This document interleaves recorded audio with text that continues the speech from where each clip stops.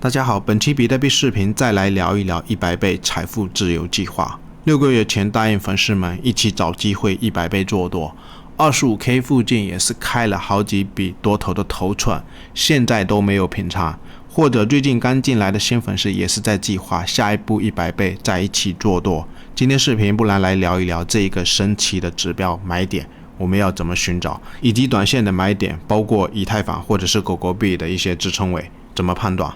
如果你喜欢视频，帮我们点赞、订阅、加小铃铛，或者新粉丝也可以留意我们 Discord 群，上面有我免费分享的交易信号。我们先来看一下比特币周线这个 Hash Rate 指标啊，在历史上它的买点闪现的次数基本上是接近100%的概率，所以这个指标是非常的出名啊。当然，今年在这个位置，这个指标闪现的买点是有错过一次啊。不过我们来看一下比特币在今年的1月份，当时这个位置1月份价格刚起来的时候，闪现的买点信号是非常的准啊。所以去年比特币 20K 下方买入到现在，也是一直在观察，如果 Hash Rate 有再闪现买入的信号，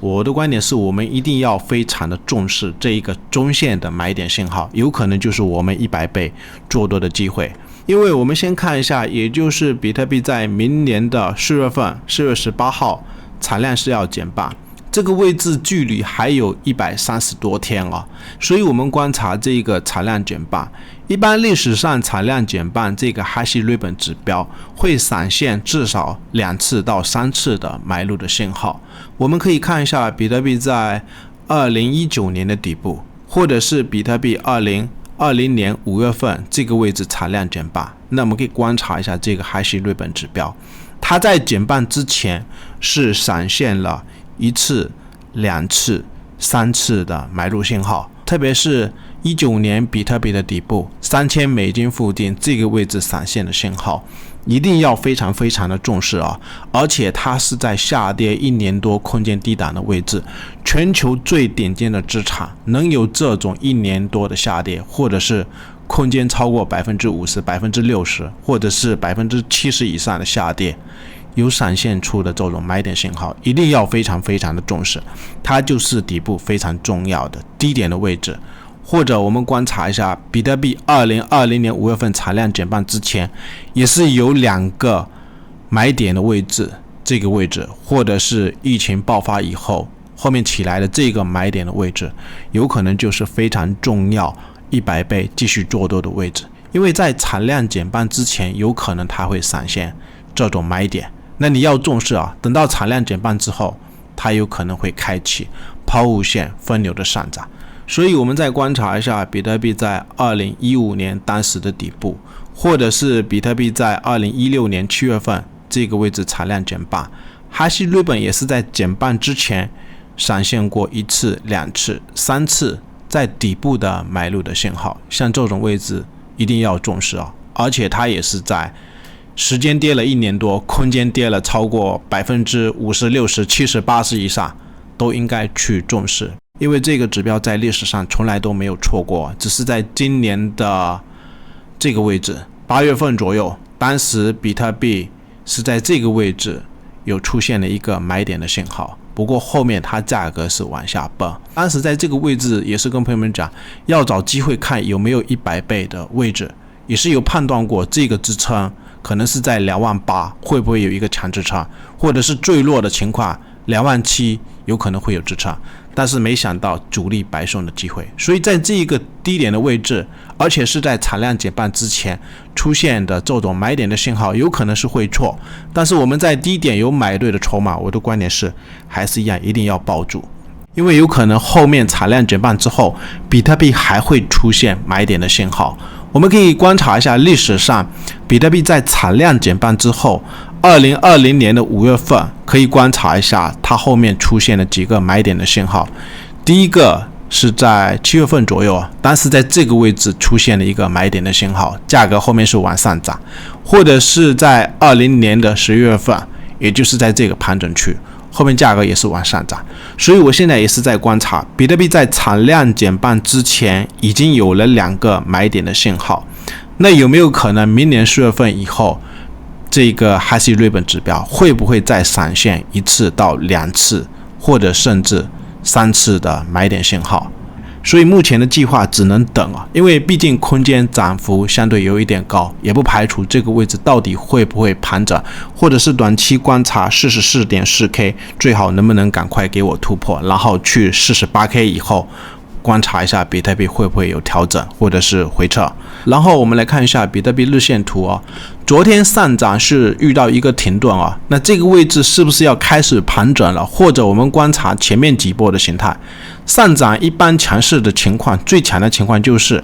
它每一天收盘都是收盘收在前一天收盘价的上方。所以这个位置昨天一根 K 线它是没有再收在上方，那说明这个位置是不是上涨遇到停顿了？我的观点也不一定哦。最强的情况，一般 3K 战法里面有一种形态，就是它整理个3根，第4根最好是继续收在这个上方，有可能就会继续进攻。或者是我计算的上方 44.4K 短线有压力的情况下，我们不然就观察一下，因为明天是周五，周六跟周日到底会不会延续前面几次，基本上周六跟周日也是在涨啊。所以不然我的观点，如果短线要在做多，或者是中线要在做多的朋友，就观察刚刚讲到的那个 Hassie Ribbon。然后还有个方法，因为包括昨天也是有跟朋友们讲到，日线都没有看到 K 线的败下，包括4个小时也没有看到 K 线的败下，有可能这个位置是不是在盘整，或者是我们观察一下前面几波盘整，特别是它有重新压回到4个小时的这个 Vegas 指标144的通道，下面的这2条是576跟676的通道。这一波至 25K 或者是 26K 启动以来，特别是在这个位置金叉，也是跟朋友们讲，你涨上去应该是要追的，因为历史上只要金叉的位置，它可能空间刚开始脱离，要追还是可以追。那到现在的话，空间已经是脱离了非常非常大的一个空间，因为我们可以看一下比特币在今年的1月份 Vegas 指标在这个位置金叉，就是这个位置，后面也是有很大的空间的利润。那现在如果还想再做多的朋友，我的观点是先观察吧，它在这个位置这里有没有再回撤这个144，或者是中线有没有可能下一步，如果这个576跟676再上去的情况下，有没有可能回撤576或676，也是非常重要中线的买点的位置。然后我们再观察一下比特币日线的支撑哦，包括短线刚刚提到的几个指标的支撑，或者是日线里面我观察的一个支撑，不然以这一根 K 线的低点也可以当成短线的一个支撑，或者是周线里面我们要观察一下这一周收盘它实体收成什么样子，我们就以实体的高点跟实体的低点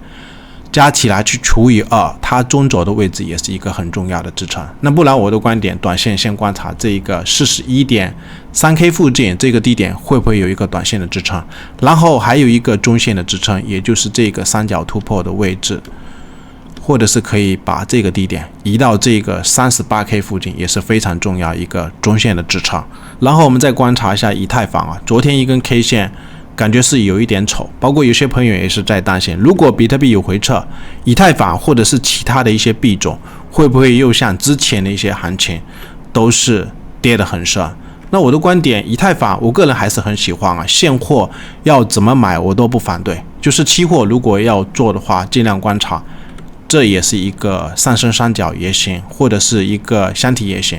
不然短线的一个支撑大约就是在这一个$2100附近。然后我们再看一下狗狗币，也是一样，就是前面低点的位置都可以买啊，有几个压力位，这一个白色的压力也突破了。然后我们再观察一下，就这几天啊 0.9 的这个区间的压力也给突破。那昨天有一个上影线，其实最近有些山寨币涨的时候不要去追，有大跌的时候可以去留意，但是我的观点，一些山寨币尽量不要重仓，要重仓还是选择比特币或者是以太坊。那不然我的观点，观察一下，既然是把之前在今年的4月份左右，这边不是有一个 N 型的高点给突破，那我们观察一下，大约是在设的低点吧， 0.92 或者是 0.9 附近，就是这个高点附近有一个很强的支撑。最后还是一样，可以对我们的 YouTube